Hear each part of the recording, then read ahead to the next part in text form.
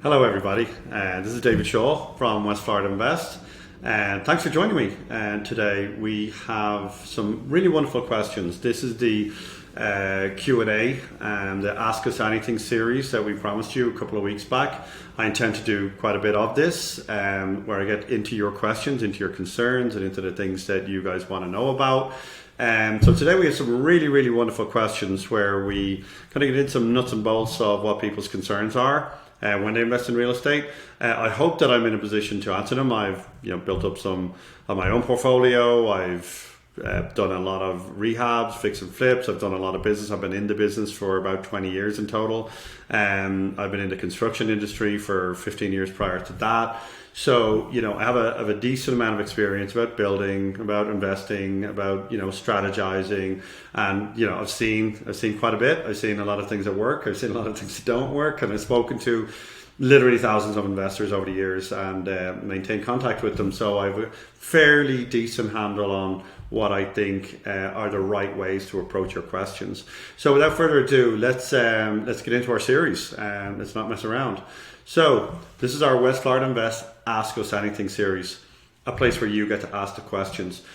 At the end of this little presentation, this little Q&A, I'm going to give you a chance to, I'm going to give you my contact details where you get a chance to ask your own question. So please, as you're listening to this, if you think I'm not fully answering any questions or you think there's further context that I can add to any question, please do so. So we're going to move on to our very first question here, and from there we'll see where we go.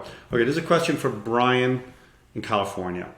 On the old Torcana podcast, it was said to keep prices under $150,000 purchase range to keep the numbers working and rents affordable.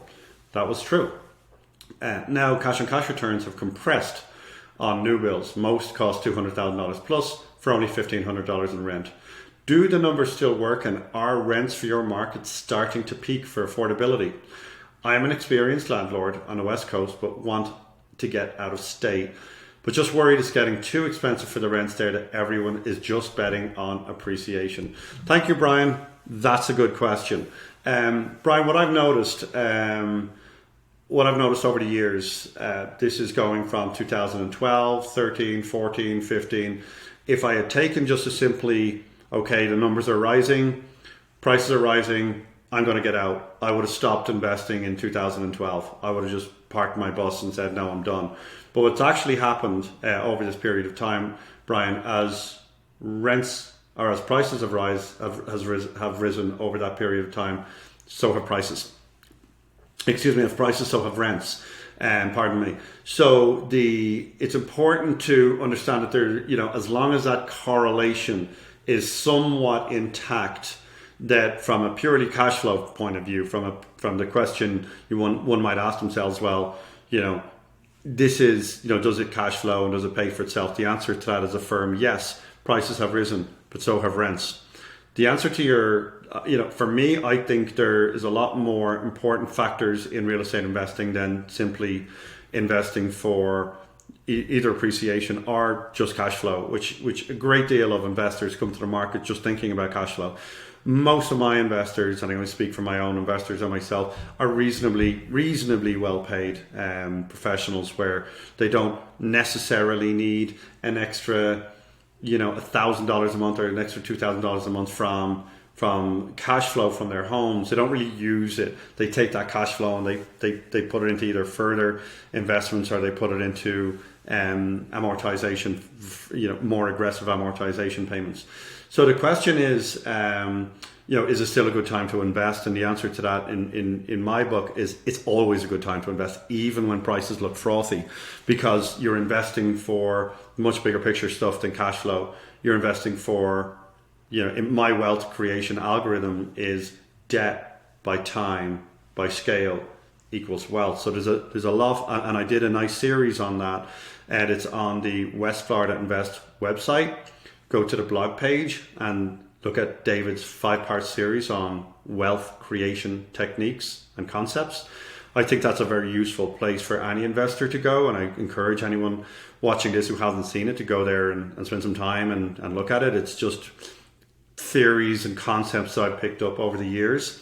So the other part of your question, Brian, was very much about, is it affordable? Is it getting unaffordable for renters and for buyers? Well, we're obviously in a low interest rate environment at this point in time. And the answer to your question is, there's so much demand. There's so much demand from buyers. There's so much demand from renters. There's a absolutely catastrophic undersupply of high quality rentals, and I stress high quality rentals. There's actually an undersupply of low quality rentals as well, but there isn't a great deal of supply. So the point about affordability is not that I'm throwing affordability out the door. I'm very keenly aware of what my tenants can afford and what they can afford. So, but I think the concern that you have is not born out of, do the tenants, or can the tenants keep affording these new rents? And the bottom line is that, as inflation kicks in, as rents rise, as prices rise, as new minimum wages come into play, there doesn't seem to be any lack of ability for tenants to afford these new rents. And there's no lack of demand for tenants to afford these new rents. So I'm not seeing that. But the bigger picture for me, Brian, is that I do not try and time my investments. My investment strategy is entirely based on what I think and what debt by time, by scale means to me, so that I'm creating wealth for myself in 20 years. I tend not to get bogged down on the now of it all. And I do encourage you to look at that series. So great question, Brian. Is affordability becoming an issue? Possibly. But am I seeing it on a day-to-day basis? Not right now. And do the numbers still work for me? And does the bigger picture still work for me? It works for me in any market, even if the market was going down, quite frankly, because I invest over a long period of time, and I invest for different reasons than just simply cash flow. And I ask you to look at that series. Okay, let's go and move to another question. A question from Hong Lu. Thank you, Hong Lu. I know you, so thank you very much. The video of last week is very informative and helpful. Thank you very much for sharing with me. I think Hong Lu is referring to the video I just referred to. I have stopped investing in real estate since 2016, considering that the price is too high. But the reality is that the prices keep going up until today. I have a question. When is the best time to sell? Hong Lu, I'm not a seller. I don't sell real estate in my own portfolio. I don't try and time the market. You stopped investing in 2016 and you haven't done any further investment since then because you were trying to time the market. I remember having umpteen conversations in 2012 and 2013 and 2014 and so on. Is this a good time to invest? Is this, people jumping out of the market saying, no, it's frothy. I would go to big institutional conferences and I would hear people say, no, it's frothy. I think we've got one more year left. This is in 2013 and then. So Hong Lu, to my previous point, I don't think it's a good time to sell. I think your life and your bigger horizons are the questions that you need to answer. Do you have enough scale and enough debt and enough investment, overall investment value? Do you have enough to protect yourself from the potential of serious inflation in the coming years? And do you have things and other assets that are protecting you from inflation? So if you sell the home, what are you going to do with the cash is my question. You sell the home, you create cash. If you put it in the bank, no, it's a terrible time to sell. You kind of have to own assets and you have to grow those assets, and that's a long-term plan. And everybody I've seen try to time the market, try to outsmart the market, say, oh, I think. Quite honestly, I don't think anyone really knows if the market's going to go up, down, or sideways. But if you take a long-term approach to your investing, it really doesn't matter if you buy a home now and it goes down a little bit. What matters is that your tenants are in the house, paying rent, paying off your mortgage, that inflation keeps on doing what it does, and that over time inflation will grow the value of your home. And over time, your tenants will pay off the mortgage on your home. So even in a market where prices themselves aren't even going up, it's still a very smart thing to do, to have enough debt that it inflates away, have enough time that you have enough time for your tenants to pay your mortgages off, and have enough scale so that you can retire early or young or job optional at some point in your life through real estate. So again, to answer that question, Hong Lu, I don't think it's a good time to sell. I never think it's a good time to sell. I always think it's a good time, as long as you are not, and we'll deal with this, we have a great question coming up later on, as long as you're not in your 70s or 80s, where cash flow is exceptionally important to you and you may be on fixed income, then you may want to think about selling given your personal circumstances or financial circumstances or family circumstances. But if you're still in your working age, no, the answer to your question is it might be a good time to refinance with really, really low rates and buying more inventory. That's what I would probably be doing if I was sitting on homes that I bought very early on that have a lot of equity in them. I'd probably refinance those homes and buy more. So I hope I've helped you, Hong Lu. So we will move on to a next question. Okay, here we have a question from Karen. How do you continue to grow a portfolio when you run out of funds for down payments? I know about the BRRR method, but that is hard to accomplish from out of state. Also, I own a personal house plus 5 rentals, so I'm looking for perfect deals because I don't want to run out of my 10 conventional mortgages. All right, so there's two great nuggets right there. First of all, how do we get to the point when we buy our first rental, we might even buy our second, and then we get our third. And in Karen's situation, she has 5 rentals. And she asks 2 very important questions. She doesn't seem to have the down payment to get to her 6th and 7th. So how do we do that without BRRR strategy? Anyone who listens to bigger podcasts know that that's the BRRR strategy, right? So which is buy, rehab, rent, refinance, repeat. The concept of that is that you take $20,000 or so and buy a property, rehab it, rent it, refinance it for more than you put into it, and you get your $20,000 essentially back, but at least now your name's on that home, so you own a home. You kind of get your initial money back down and you repeat that process. It's the BRRRR strategy. And it works very well. I very, very recently did a BRRRR strategy in my own portfolio, and I do them quite regularly. So how do you do BRRRR? Not in your own market. I think BRRRR actually works, in anywhere where the rent to price equation kind of works. So, but how do you cannot BRRRR if you're, in multi-million-dollar homes. There's probably a strategy that you could adapt to. But I would say if you were living in a high cost place, like let's say San Francisco, it's going to be hard to BRRRR your way to rentals. So yes, you probably have to work out of state. But I think your question really was how do you get the down payments for your 6th and your 7th and your 8th and your 9th and so on and so forth? Well, that's where your creative ability comes to the fore. You have 5 rentals. Look very carefully at the equity that you have in those rentals right now. So if across the 5 rentals, look at also what your interest rate is on your current mortgages. Is now a good time to refinance all of them and put them into a lower mortgage and release some equity so you can buy a couple of additional homes? Is that something you can do? Is now a good time to look at your equity and maybe put a second position loan on some of essentially a refinance on an individual home?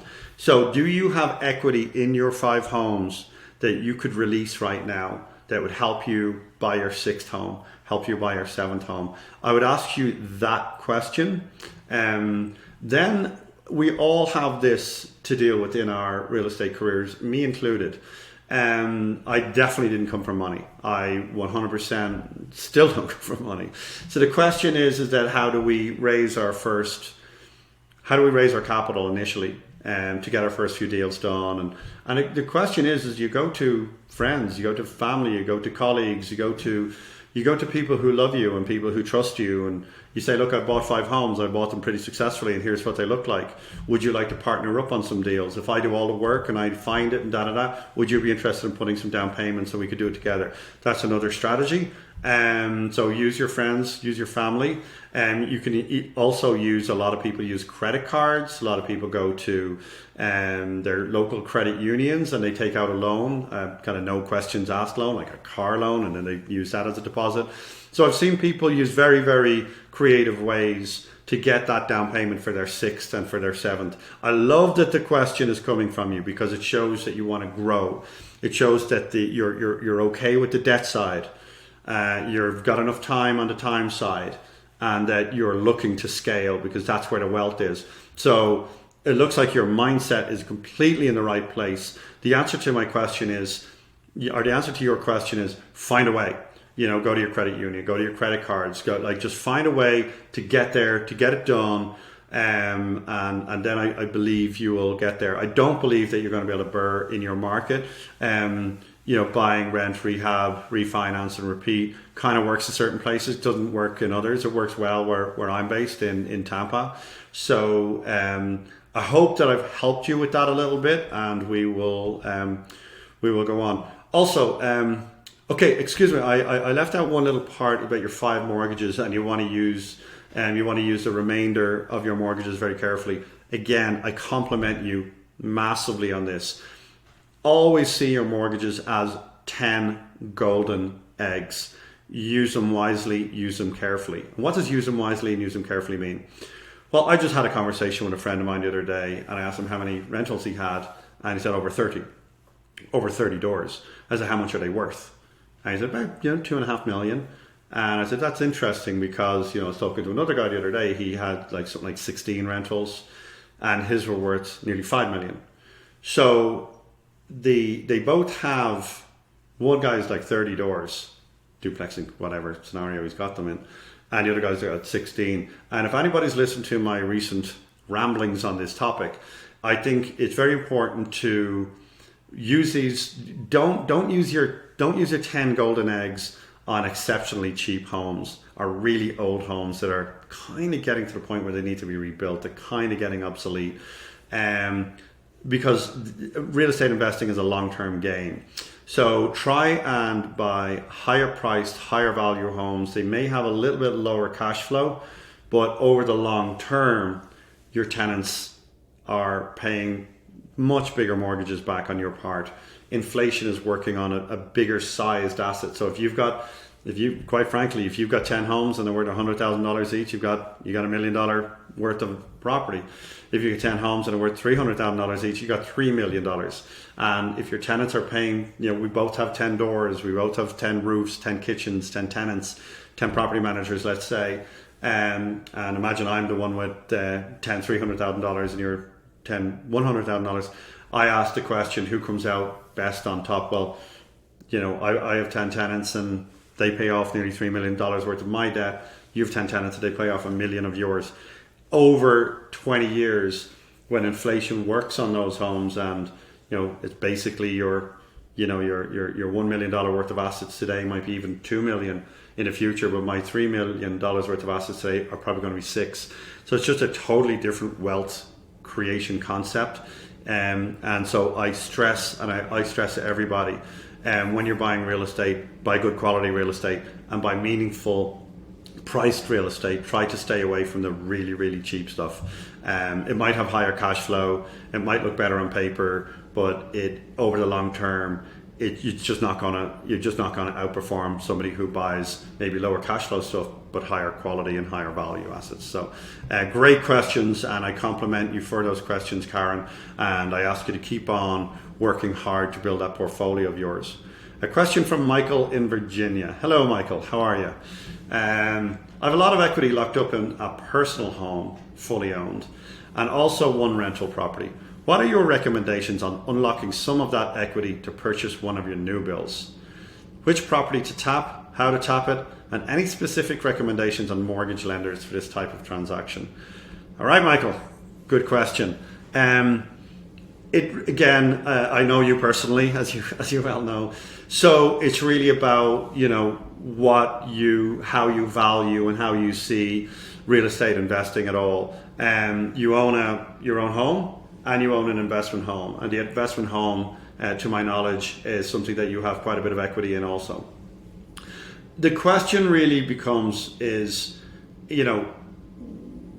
I see a huge amount of people using their lazy equity from their home. So their home's sitting there, their home might be worth $500,000, they have no mortgage on it, and they're living in it.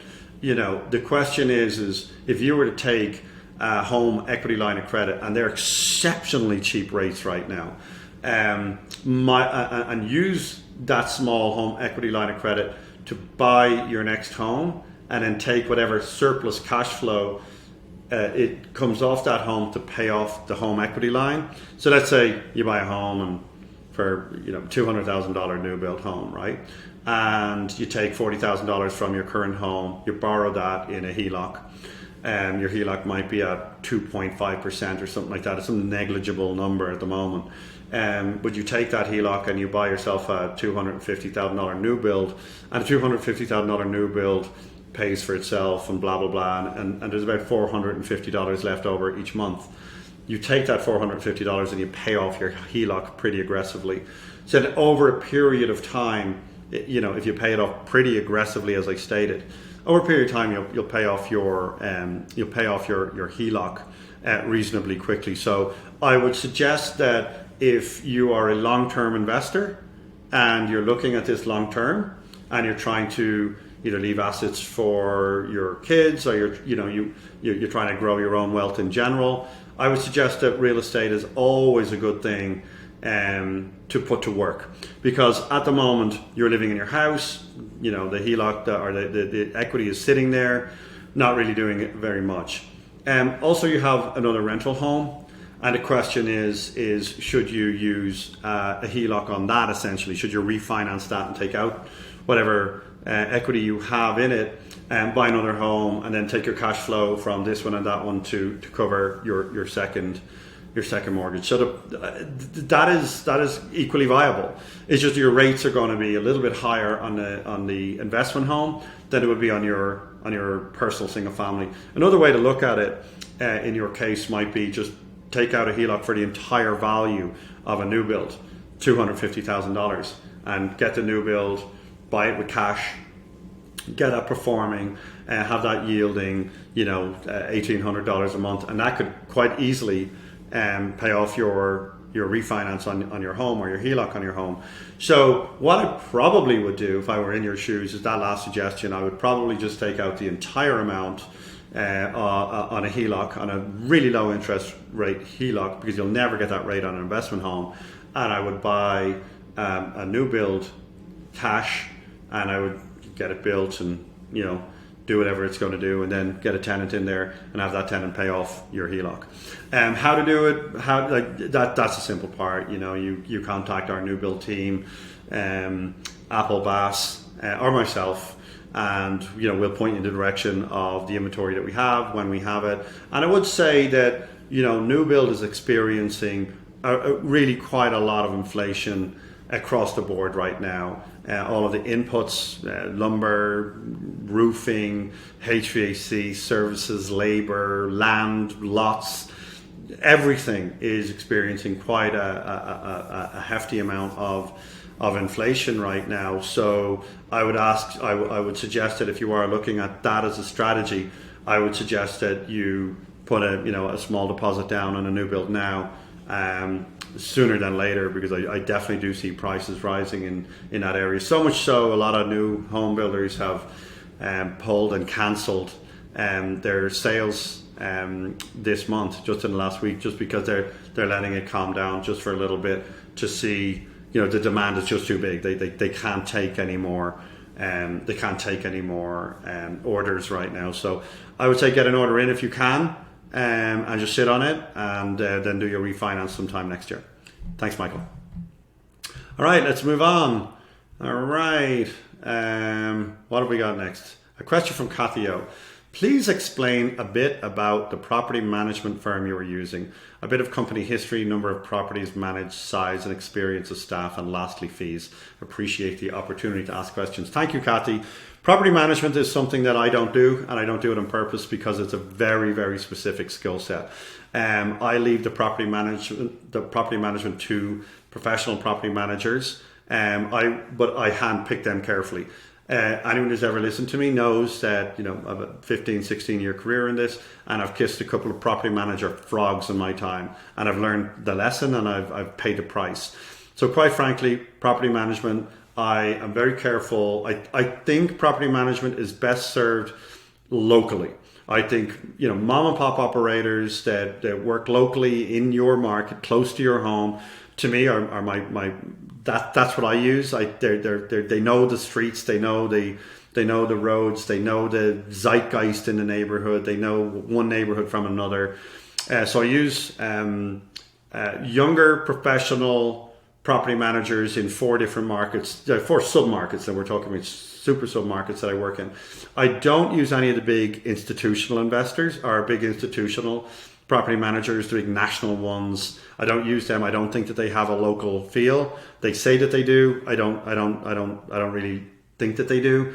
And they have a good footing in for institutional buyers who are just looking at vast amounts of home, and they're looking at their metrics across vast amounts of home. But for you and Kathy and for every other investor out there who's a mom and pop type of investor, like we want to know that our houses are rented today. We want to know that the rent was paid today. Like we need to know like our information kind of up to date and right now. So to your point, I'm not going to get into how many employees are in this one or that one. I use about 4. Very, very careful how I choose them. I give them quite a bit of their business, and therefore I have quite a bit of leverage. So if any of my investors have a problem with a property manager, basically they come back and talk to me, and then I'll go back and talk to the property manager. And more often than not, the weight of my relationship with them will iron out any issue that any of my buyers are having. It's a great question, and I'll gladly talk to you individually about it. But it's definitely something I provide. It's definitely something that I'm acutely aware of, that I can build the most beautiful home in the world, or I can rehab the most beautiful home in the world, and I can hand it over to a property manager, and if that property manager isn't able or isn't up to the task, just ruins my reputation. So take it from me, I'm highly incentivized to have proper professional property managers who know what they're doing, who are honest and hardworking in what is a difficult business. So, Kathy, I would gladly answer your question specifically about a particular market. So, I've got 2 property managers in the Port Richey, New Port Richey area. I've got 2 property managers in Pinellas County, so basically St. Pete and Tampa. And then I also have property managers down in the new build area, down in the Port in Northport and Cape Coral area. So I use 4 different property managers because they're just geographically too far away from one another. Okay, Kathy, let's move on. Panka. Okay, this is a question from Panka. I've paid off rental properties, 2 in Fayetteville, 2 in Florida, Jacksonville, Cape Coral, 1 in Marietta, 1 condo in New Orleans. I'm 67, my wife is 64. We plan on working 3 more years and both earn a good income. We need help generating safe, passive income. Please help us with our strategy and planning. So this is a very interesting question based on your age. Okay, you've heard, anyone who's listened to me knows that I talk quite a bit about the importance of debt by time by scale equals wealth. In your case, you are reaching retirement. And I implore anybody listening to this, get investing and get invested as soon as you can in your life. You spend your 20s getting your career going and blah, blah, blah. Most of my investors, unfortunately, don't come to me until they're in their 40s. And I put myself in that category. I was investing in my 30s, but not in any kind of scale and not any kind of meaningful way. And, if I have one regret in life, it's that I didn't get serious sooner. I didn't understand wealth creation in my 30s. I understood, I could make money, Very big difference between making money and having to get a good deal and, making 50,000 in this one or doing this and that one and, getting a great deal in a great neighborhood. But actually none of that creates wealth. It creates some income or creates tax events, but it doesn't create wealth. However, Panka, in your scenario, you're both reaching retirement, and you may have a different time horizon, and you may have a different need on your mind. Now, and to get back to your question real quick, you do have quite a few pieces of inventory, 2, 4, 5, 6. So you've got about 6 homes already. You're earning good money right now. We need help generating safe passive income. Please help us with our strategy and planning. I feel strongly that there really is 2 strategies in real estate. One is when you're young and younger and you have the time, you have a lot of time. Now, I'm not saying 67 is old by any stretch, but I am saying that, you're getting into your less productive years in terms of income because, as you say, you're going to retire in 3 years. So for you, you may have more concerns just about, I need income to live. And in that scenario, it's the one and only scenario where I say to people, well, maybe in your scenario, you might want to try and pay off some of those mortgages. You might want to buy some homes with cash and just enjoy your life. And just literally, instead of leveraging up, instead of getting bigger and deeper mortgages, just, whatever income you have, buy some nice assets with it, enjoy the yield and enjoy the income that you get off those. Travel, get out there in the world, see the world, do all the things that you want to do. But I'm not sure that I would be at 67 or 68 or, in 3 years that would be 70. I'm not sure I would be getting into, large scale debt, large scale mortgages and large scale unless of course you're trying to leave something for an additional generation.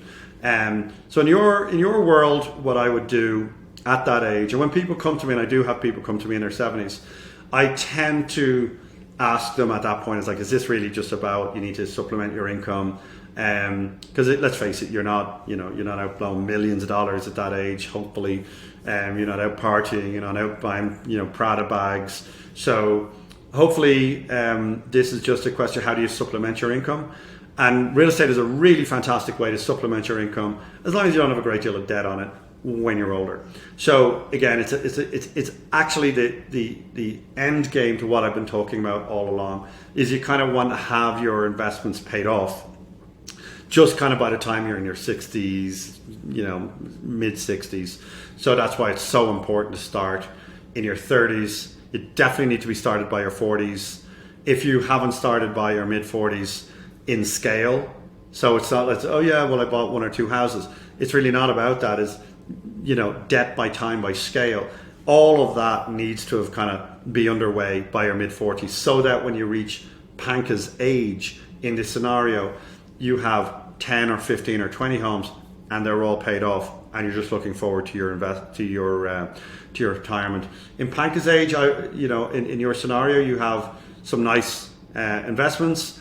I would say hold them, don't sell anything, hold them, take as much of your income for the next 3 years that you can get and pay off those mortgages, so that you have unencumbered income coming to you from your other investments. And thank God you have those investments, but pay off your mortgages pretty aggressively. That's what I would say. That's my 10 cents. Okay, just let's keep on going. All right, this is a question from Colette. Hi David, I'm a real estate investor. I'm 68 and looking for cash flow, but doesn't appear to be a lot of that going around these days. I would like to purchase a new quad or duplex in a very stable area. I could do a 1031 exchange or a loan. I've been very interested in Jacksonville, Punta Gorda, Palm Coast and the Tampa area. Thank you, Colette. Colette, this is not unlike my previous question, Colette. You're 67 and you're getting to that point where income starts to trump wealth per se. I could be wrong. I don't know your personal circumstances, but I do know that a lot of people who come to me at that age, they may have a small pension, they may have some savings, but they don't want to be hitting up their savings. So it's really about cash flow. In your scenario, if you're doing a 1031 exchange I probably wouldn't get a loan. I'd probably 1031 exchange into some really high quality asset that is stable, it's professional, it's a B++ or an A- type asset, and that's just going to give you stable retirement. So again, you can travel, eat, enjoy your life. But again, I wouldn't at that age. I'm not sure if this is the best advice for you. I just don't know that. But for me, I know that I like debt now in my 40s, so that I'm leaving the debt cycle in my late 60s. That's not to say you shouldn't do it. I'm just saying that if I were in your shoes, I'd probably be more inclined to kind of hang up my gloves, take my 1031 money, get a nice bit of cash flow. And there is cash flow still out there. I disagree that there's nothing to be had or that there's slim pickings. It's lower cash flow than it was. There's no doubt about it. But there's still some really fine assets that throw off very reasonable cash flow in my view. Just last week I bought a nice triplex. About two months ago I bought a nice duplex, and I reorientated that duplex, and cash flow off that is just fine. So I wouldn't agree that there's no cash flow. I would say talk to people like me, and maybe we could find you some high quality assets that still protect you on the cash flow side. But I wouldn't necessarily go hunting cash flow into some very low cost or maybe some questionable locations just because the quote unquote yields are higher. It's all, in my view, quality trumps high yield all the time. It's just my 10 cents on it. I've always felt like that. So I would say buy some high quality assets and travel the world if you can. Thank you. Colette, I hope I helped you there. Okay, Patrick McGinn, I've always been interested in historic buildings. You talk about simplicity as a strategy, and I do. And I'm wondering if I should avoid historic buildings for exactly that reason. I love this question, Patrick. I buy mid-1970s to 1980s concrete block homes that are not in flood zones, that don't have trees hanging over them, block homes, simple. And they have hard exteriors, so we don't have any exteriors, there's no siding, there's no stucco, there's no issues with the building falling down. You know, we have soffits and things like that. They can get rotten, but they're easy to repair. But they're really simple products, just a roof, ACs, and then it's just floors, doors, baseboards. It's a very, very simple product. And the reason I stay with that simple product is that investors, by and large, particularly if I'm going to sell a home, investors are going to get a home inspection. And if I start buying, 1850s homes or 1920s homes, I'm just never going to get it through an inspection. There's just so many things with an older wood frame home. There's so many little components that don't have to be repaired now. I don't have to be repaired at all, but they still read bad in a home inspection. So I stay away from historic homes entirely. But that's not to say that I don't live in one, because I do. If you look at most US cities, you got the kind of downtown core, and then we have this older, historic, very beautiful tree-lined streets, cobblestone streets, in a direct vicinity of the city. So you can live in a single-family home, yet you can walk downtown to a big city. So that's very common in the United States, that you have this downtown core and then you've got this historic neighborhood around it. This kind of between the 1890s and the 1920, mid-20s. Then everything drops off from the 1930s to the 1950s. So your next concentric ring around town is going to be 50s and 60s homes, and then the next concentric ring is going to be 1970s homes. So my point to you is that buying historic homes they're usually the nicest neighborhoods around town. They're some of the nicest neighborhoods around town, but they come with a vast area of uncertainty when you buy it. You really just never know what's behind those walls. You're dealing with anything from asbestos to lead paint to cast iron piping to polybutane piping to siding, structural issues, subsidence issues, all issues that you generally don't get with a modern home. So really, if investing in historic homes is just your passion, you really like the idea of buying older homes and stripping them down and rebuilding them. If it's a passion, 100%. But if it's just a business, I believe any business should be based on just getting from A to B or A to Z with as few unknowns as possible. When you buy a historic home, you're buying literally a packet of unknowns. So my advice is, if you're buying it to live in, 100%. I live in a house that was built in 1924, and I was scared when I was buying it, but I knew I wasn't selling it. So I wasn't really all that concerned about what the inspection was going to look like. I just bought it and I repaired it, I renovated it, and I live in it. I've lived in it very comfortably, and I like it. So do I say don't buy historic homes for your own personal use? Absolutely not. They're usually the nicest neighborhoods in town. But if you're going to own real estate in scale, in any kind of meaningful scale, you might want to avoid them and just ask why. Why are you buying historic homes? Like, will 1980s homes or 1990s homes or 1975 homes, will they not just do the same thing on paper in terms of yields, principal pay down? So, if you look at my debt by time by scale series again, you'll understand I don't really talk about the houses. I'm really not concerned about the house type. I think if you buy a historic home, there's a good chance that you're looking for an appreciation play. I really just don't invest for cash flow or appreciation. I invest for much more core, long-term strategic purposes, to use debt, to use low cost debt, and to use it over time and to use it in scale. So I would never add historic homes to my portfolio unless I was going to personally live in them. So I hope I've answered your question, Patrick. That's a great question. Okay, question from Caitlin. I've really enjoyed watching your webinars. Thank you, Caitlin. I'd like to ask, in your opinion, which city or surrounding the Tampa Bay area do you think will appreciate and value the most in the next 5 years? In which city or surrounding Tampa area do you think provide the most positive monthly cash flow? All right, so you're looking for appreciation and cash flow in and around the Tampa area. I think that this is a great question because it's a very nuanced question. During the last downturn, like in 2009 and 10, all the neighborhoods, most of the United States, but all the neighborhoods in Tampa and St. Pete and the Clearwater area, they all went down. But some of the neighborhoods, and they all went down, but the professional neighborhoods, they were the people, the doctors, lawyers, that cohort, they never lost access to financing. So their neighborhoods, the kind of A-class neighborhoods, came back up quicker. They came back up in 2013, 14, 15. They were rising quicker than the lower price neighborhoods because those people didn't have access to financing because the banks literally slammed the brakes on lending.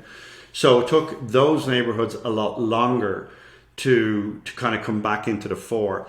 And it's really only, and I've been saying this for a few years, anyone who would listen. So the better neighborhoods came back up quicker. The less affluent neighborhoods came back kind of more as a gradual slope and are now doing that. Literally what the A-class neighborhoods were doing in 2014 and 15.